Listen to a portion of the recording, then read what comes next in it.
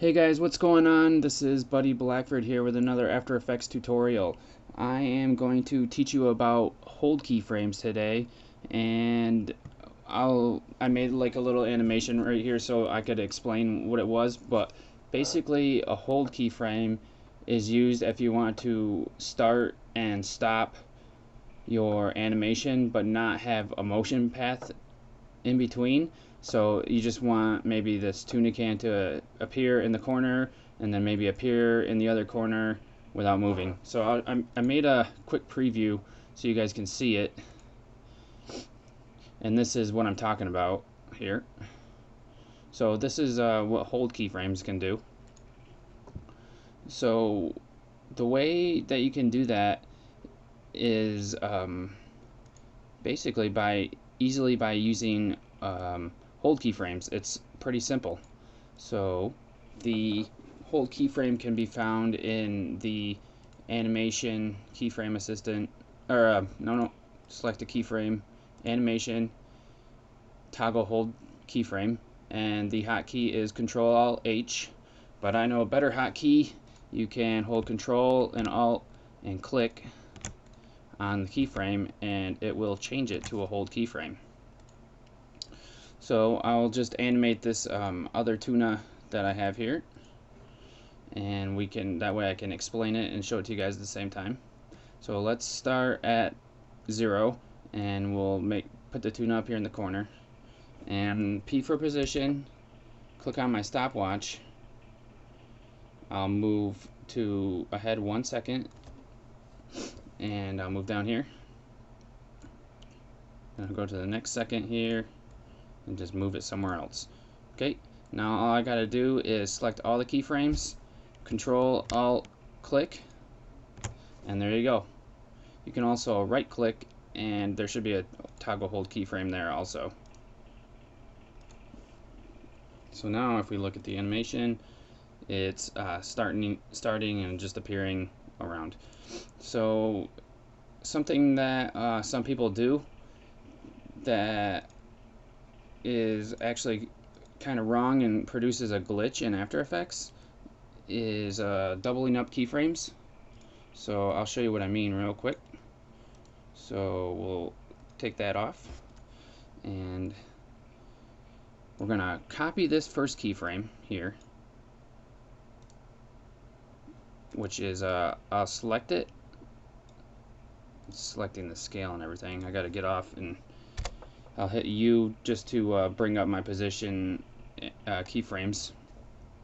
Select the keyframe, hit edit, copy, or Control C. Now I'm going to hit K to get to the next keyframe. Then I'm going to hit page up to go back 1 frame, and paste the keyframe that I copied. Now you can see how it's kind of like jacked up looking. And then we'll do the same thing with this keyframe. Copy, hit K,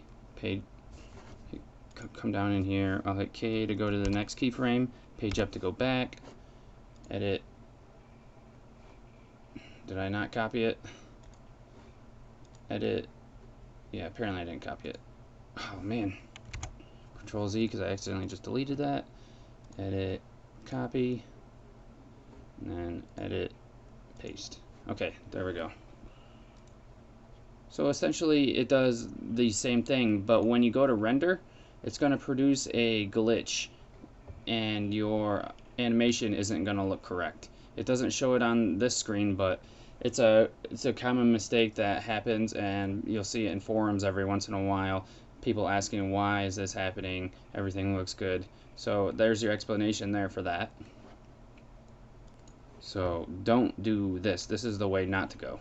So you want to, I'll delete them so we don't have to see them anymore. And there we go. And you just want to do the hold keyframes.